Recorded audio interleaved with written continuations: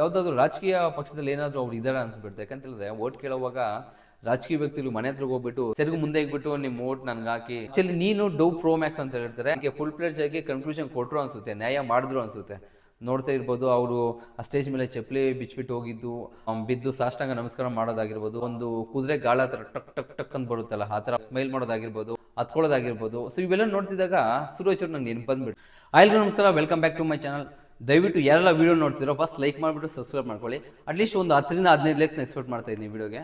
So ವಿಚಾರ ಏನು ಅಂತ ಹೇಳಿದ್ರೆ, ಈ ವಾರ ಪೂರ್ತಿ ಲಂಗು ಲಗಾಮ್ ಬಿದ್ದಿರೋ ವೀಕೆ ಅನ್ಬಹುದು. ಆಕ್ಚುಲಿ ಕಿಚ್ಚ ಬಾಸ್ ಎಲ್ಲರನ್ನೂ ನಾಮಿನೇಷನ್ ಮಾಡಿದ್ರು ಕೂಡ ಇಲ್ಲಿ ಬಿಗ್ ಬಾಸ್ ಅವ್ರ ಮಾತಿಗೆ ಬೆಲೆ ಕೊಡ್ದಿರಾ ಆ ಒಂದು ಇಮ್ಯುನಿಟಿ ಪವರ್ ಕೊಟ್ಟಿರ್ತಾರೆ.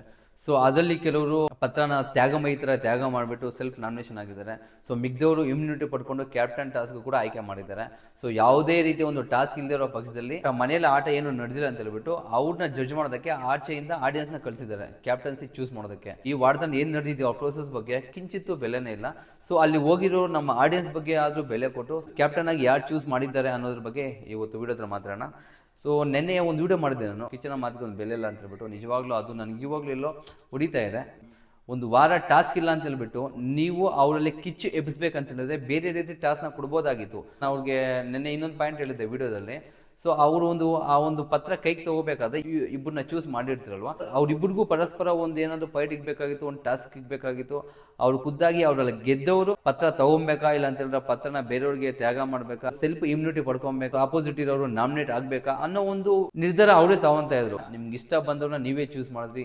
ಇದು ತುಂಬಾ ಬೇಸರವಾದ ವಿಚಾರ ಏನು ಅಂತ ಹೇಳಿದ್ರೆ, ರಿಷವ್ನ ನೀವು ಆಯ್ಕೆ ಮಾಡಿದ್ದು ಆ ಯಾವೊಂದು ಬೇಸ್ ಮೇಲೆ ನೀವು ಅವ್ರನ್ನ ಚೂಸ್ ಮಾಡೋದು ಇಲ್ಲಿಗೂ ಗೊತ್ತಾಗ್ತಿಲ್ಲ. Bigg Boss expected to unexpected ಅಂತ ಹೇಳಿದ್ರ, ಸೊ ಮನ್ಸಿಗೆ ಬಂದಂಗೆ ಆಡಿಸ್ತಾ ಇದ್ರ, ಸೊ ಒಪ್ಕೊಳ್ಳೋಣ. ಸೊ ಅದೇ ರೀತಿ ಕ್ಯಾಪ್ಟನ್ ಚೂಸ್ ಮಾಡೋದಕ್ಕೆ ಆಡಿಯನ್ಸ್ ಹೋಗಿದ್ರು, ಅವ್ರನ್ನ ಯಾರು ಚೂಸ್ ಮಾಡಿದ್ರು ಅಂತ ಹೇಳಿದ್ರೆ, ಸೊ ಅದ್ರ ಬಗ್ಗೆ ಮಾತಾಡೋಣ. ಸೊ ನಿನ್ನೆ ಇಮ್ಯುನಿಟಿ ಪಡೆದು ಕ್ಯಾಪ್ಟನ್ ಟಾಸ್ಗೆ ಆಯ್ಕೆ ಆಗಿರೋರು 6 ಜನ ಆಗಿರ್ತಾರೆ. ಅದರಲ್ಲಿ ಮೊದಲನೇದು ಬಂದ್ಬಿಟ್ಟು ಅಭಿ ಅವರು, ರಿಷಾ ಅವರು, ರಘು ಅವರು, ಕಾವ್ಯ ಅವರು, ಜಾನ್ವಿ ಅವರು ಮತ್ತೆ ಮಾಳವರು, ಇವು 6 ಜನ. ಫಸ್ಟ್ ಅಭಿ ಅವರು ಹೋಗಿರ್ತಾರೆ. ಆಡಿಯನ್ಸ್ ಚೆನ್ನಾಗಿ ಅವ್ರನ್ನ ವೆಲ್ಕಮ್ ಮಾಡ್ಕೊಂತಾರೆ. ಅವ್ರ ಬಗ್ಗೆ ಅವ್ರಿಗೆ ಹುಮ್ಮಸ್ ತುಂಬಿಸೋದಕ್ಕೆ, ಪ್ರೋತ್ಸಾಹ ಕೊಡೋದಕ್ಕೆ ಜೋರಾಗಿ ಅವ್ರ ಹೆಸರು ಕೂಡ ಕೆಟ್ಟಿರ್ತಾರೆ, ನಾವು ಕಾಣ್ಬೋದು. ಅದು ಆ್ಯಕ್ಚುಲಿ ಒಳಗಡೆ ಹೋಗ್ಬೇಕು, ಬಿಗ್ ಬಾಸ್ ಟೀಮ್ ಒಳಗಡೆ ಹೋಗ್ಬೇಕು ಅಂತ ಹೇಳಿದಾಗ ಆಡಿಯನ್ಸ್ಗೆ ಡೆಫಿನೆಟ್ ಹೇಳ್ಕೊಟ್ಟೆ ಹೋಗಿರ್ತಾರೆ. ಸೊ ಯಾರೇ ಬರಲಿ ಅವ್ರಿಗೆ ನೀವು ಚೇರ್ಸ್ ಮಾಡಬೇಕು, ಅವ್ರ ಹೆಸರು ಕೂಗಬೇಕು ಅಂತ ಹೇಳಿದಾಗ, ಇಲ್ಲ ಅಂತ ಹೇಳಿದ್ರೆ ಅವರು ಕೂಗಾಡೋ ಒಂದು ವೇ ಅಲ್ಲೇ ಕ್ಯಾಪ್ಟನ್ಸ್ ಯಾರಂತ ತಿಳ್ಕೊಂಡ್ಬಿಡ್ಬೋದು. ಯಾಕಂದ್ರೆ ಯಾರು ಬೆಂಬಲ ಜಾಸ್ತಿ ಇರುತ್ತೋ ಅವ್ರು ಬಂದಾಗ ಜಾಸ್ತಿ ಕಿರ್ಚಾಡಿದ್ರೆ ಚೀರಾಡಿದ್ರೆ ಡೆಫಿನೆಟ್ಲಿ ಅವರೇ ಕ್ಯಾಪ್ಟನ್ ಅಂತ ತಿಳ್ಕೊಂಡ್ಬಿಡ್ಬೋದು ನಾವು. ಸೊ ಆ ಥರ ಇಲ್ದಿರ ಪ್ರತಿಯೊಬ್ಬರು ಯಾರೇ ಬರಲಿ ಈಕ್ವಲ್ ಆಗಿ ಕಿರ್ಚಾಡಬೇಕು, ಚೀರಾಡಬೇಕು ಅಂತ ಒಂದು ಮೆಮೊ ಕಳಿಸಿರ್ತಾರೆ ಬಿಗ್ ಬಾಸ್ ಟೀಮ್ ಕಡೆಯಿಂದ. ಅದನ್ನು ಫಾಲೋ ಮಾಡಿದ್ರು. ಅದನ್ನು ಮೀರಿ ಮಾಳುವರು ಬಂದಾಗ ಆಗಿರ್ಬೋದು, ಕಾವ್ಯ ಅವ್ರು ಬಂದಾಗ ಆಗಿರ್ಬೋದು, ಸ್ವಲ್ಪ ರಿಮೈನಿಂಗ್ 4 ಜನಕ್ಕೆ ಕಂಪೇರ್ ಮಾಡಿದಾಗ ಇವರಿಬ್ರು ಬಂದಾಗ ತುಂಬಾನೇ ಚೇರ್ಸ್ ಇತ್ತು, ಮಾಳುವರು ಮತ್ತು ಕಾವ್ಯ ಅವರು.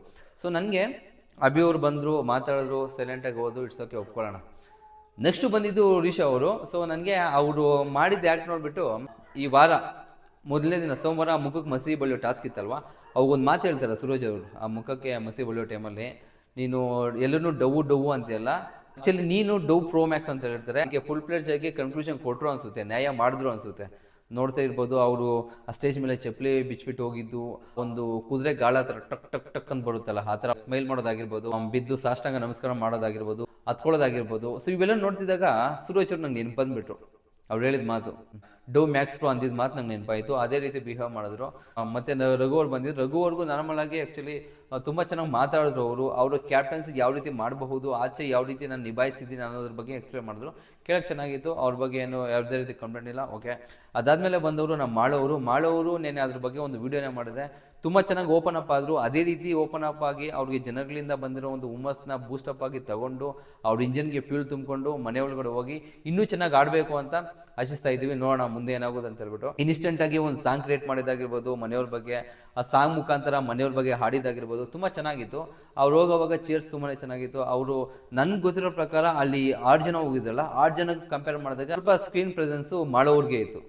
ಸೊ ಅದು ಎಲ್ಲ ಚೆನ್ನಾಗಿತ್ತು. ಅದಾದಮೇಲೆ ಬಂದಿದ್ದು ನಮ್ಮ ಕಾವ್ಯ ಅವರು. ಸೊ ಕಾವ್ಯ ಅವರು ನಡೆದು ಬಂದ ದಾರಿನ ತುಂಬ ಚೆನ್ನಾಗಿ ಎಕ್ಸ್ಪ್ಲೇನ್ ಮಾಡಿದ್ರು. ಹೇಳ್ಬೇಕು ಅಂತ ಹೇಳಿದ್ರೆ, ನಾವು ಜಂಟಿಯಿಂದ ಬಂದಾಗ ನಾನು ಗಿಲ್ಲಿ ಅಂತ ಸಿಕ್ಕಿದಾಗ ಗಿಲ್ಲಿ ಅಂತ ಹೆಸರು ಕೇಳಿದ ತಕ್ಷಣ ಇಲ್ಲಿ ಚೆನ್ನಾಗಿ ಸೌಂಡ್ ಎಲ್ಲ ಬಂತು. ಅವ್ರು ನಡೆದು ಬಂದ ದಾರಿ ಬಿಗ್ ಬಾಸಲ್ಲಿ ಅವ್ರನ್ನ ಕಡೆಗಣಿಸಿದ್ದಾಗಿರ್ಬೋದು, ಅಂದರೆ ಬಿಗ್ ಬಾಸ್ ಸ್ಟಾರ್ಟಿಂಗಲ್ಲಿ ಅವ್ರನ್ನ ಗಿಲಿ ಜೊತೆ ಇರೋದಕ್ಕೆ ಫ್ರೀ ಪ್ರಾಡಕ್ಟ್ ಅಂತ ಹೇಳಿರ್ಬೋದು, ಮತ್ತೆ ಬೇರೆ ಎಲ್ಲೋ ಟ್ಯಾಕ್ಸ್ ಲೈನ್ಸ್ ಎಲ್ಲ ಕೊಟ್ಟರು ಅವ್ರಿಗೆ. ಸೊ ನಾನು ಯಾವುದೇ ಥರ ಆಡ್ತಿದ್ದೀನಿ, ಯಾರ ಮೇಲೆ ಡಿಪೆಂಡ್ ಆಗಿಲ್ಲ, ನನ್ನನ್ನು ನಾನು ತೋರಿಸ್ಕೊಳ್ಳೋದಕ್ಕೆ ನಾನು ಕ್ಯಾಪ್ಟನ್ ಆಗಲೇಬೇಕು ಅಂತ ನೀಟಾಗಿ ಒಂದು ಕಲ್ಚರಲ್ ವೇಲಿ ತುಂಬ ಚೆನ್ನಾಗಿ ಮಾತಾಡಿದ್ರು, ತುಂಬ ಚೆನ್ನಾಗಿ ರಿಕ್ವೆಸ್ಟ್ ಮಾಡಿದ್ರು.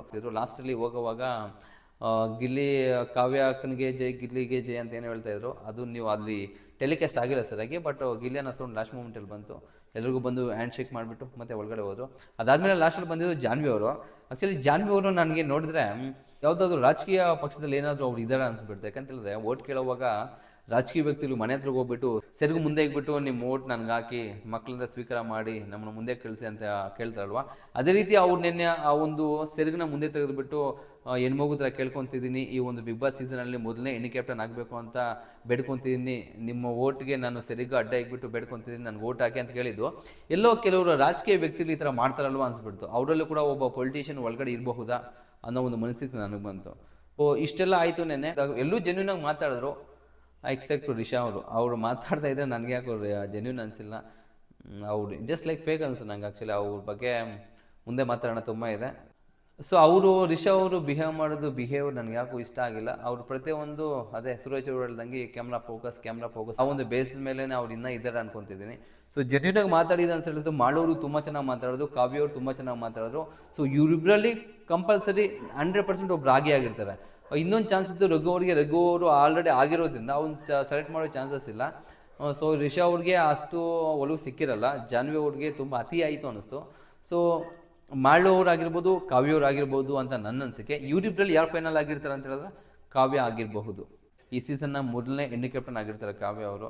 ತುಂಬ ಚೆನ್ನಾಗಿ ನಡ್ಸ್ಕೊಂಡು ಹೋಗ್ತಾರೆ. ಯಾರು ಅವ್ರಿಗೆ ಟ್ಯಾಂಕ್ ಕೊಟ್ಟಿದ್ರು ಅವ್ರಿಗೆ ಒಳ್ಳೆ ಶಿಕ್ಷೆ ಮೀನ್ಸ್ ಒಂದು ಒಳ್ಳೆ ಟಫ್ ಆಗಿರುವಂತಹ ಒಂದು ಕಷ್ಟಕರವಾಗಿರುವಂತಹ ಕೆಲಸ ಕೊಡ್ಬೋದು ಅಷ್ಟೇ. ಆದರೆ ಬಿಟ್ಟರೆ ಇನ್ನೇನು ಶಿಕ್ಷೆ ಕೊಡೋಕ್ಕಾಗುತ್ತೆ ಅಲ್ಲಿ. ಏನೋ ನಮ್ಗೆ ಅಧಿಕಾರ ಬಂದುಬಿಟ್ಟಿದೆ ಅಂತ ಏನು ಮಾಡೋಕ್ಕಾಗಲ್ಲ. ಸೊ ಅಲ್ಲಿರೋ ಕೆಲಸಗಳನ್ನ ನಿಭಾಯಿಸಬೇಕು ಅಂತ ಹೇಳಿದ್ರೆ ಯಾವುದು ಕ್ರಿಟಿಕಲ್ ಆಗಿರುತ್ತೋ ಆ ಕೆಲಸನ ವಹಿಸ್ಬೋದು.